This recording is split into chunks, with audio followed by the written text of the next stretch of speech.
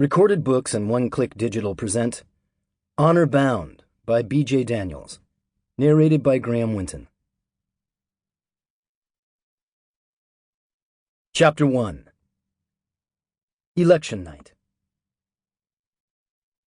It was the old priest's limp that caught Ainsley Hamilton's attention as the presidential election results were announced over the loudspeaker.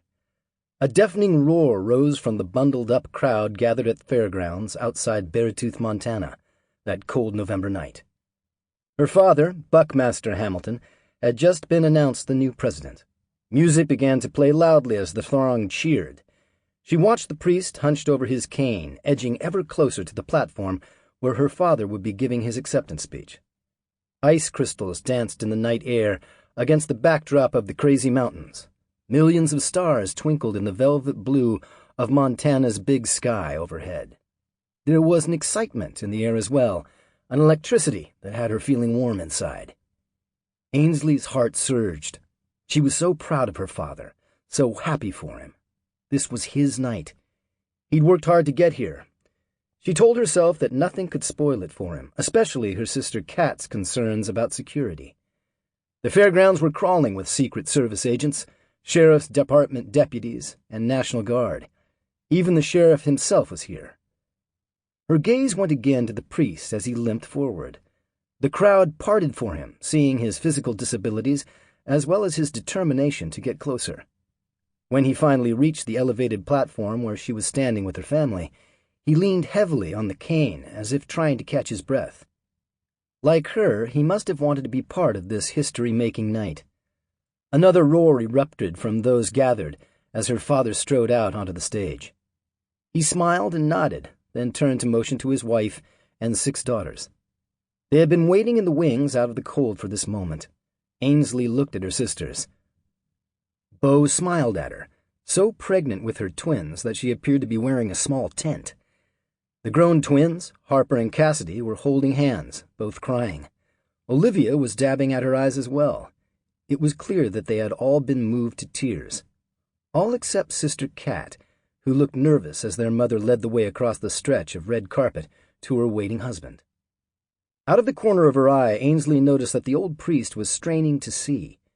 His limp looked painful, she thought, as she saw him clutch his cane with both hands. She knew her interest in him was because of his limp.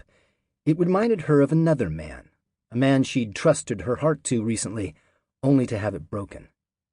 As if she needed a limp to remind her of Sawyer Nash and what a fool she'd been. Thoughts of him were never more than a heartbeat away. Unconsciously, she ran a fingertip over the burn scar on her wrist, another reminder of Sawyer. The crowd was roaring again as Sarah joined her husband, followed by one daughter after another. Ainsley fell back, letting her sisters go ahead of her. Too many emotions had her feeling vulnerable. She wasn't ready to face all of these people right now. As Kat started down the carpet to join her father, Ainsley had no choice but to join them. She took a deep breath, reminding herself that this night was for her father, the first Montanan to be elected president. The excitement of the crowd filled her heart to bursting. Standing on the platform next to her family, she smiled at her father through her tears. Her pride in him closed her throat as she tried not to cry with this many people watching. Fortunately, the cameras, just like the Secret Service agents, were trained on the future president as he hugged each of them and then stepped to the microphone to make his acceptance speech. She and her 5 sisters and mother moved back toward the warm room again as he took his place to the applause of the massive crowd. Buckmaster Hamilton had won by a landslide, and no one within 400 miles wanted to miss this, even on such a cold night. Ainsley had been making her way back, willing herself not to cry, when the priest looked up and their eyes met. Recognition made her stumble. She would have fallen if her mother hadn't caught her arm. But Ainsley hardly noticed. She was staring down into the priest's face. He wasn't as old as he had seemed when she'd first spotted him moving through the crowd, leaning so heavily on his cane. Even more shocking was that she knew him. A childhood memory surfaced in a wave of guilt because of the promise she'd been forced to keep all those years ago. The man had been younger back then, but so had her mother. From her bedroom window, she'd watched the two of them out by the stables. Ainsley, barely 12, Sample complete. Ready to continue?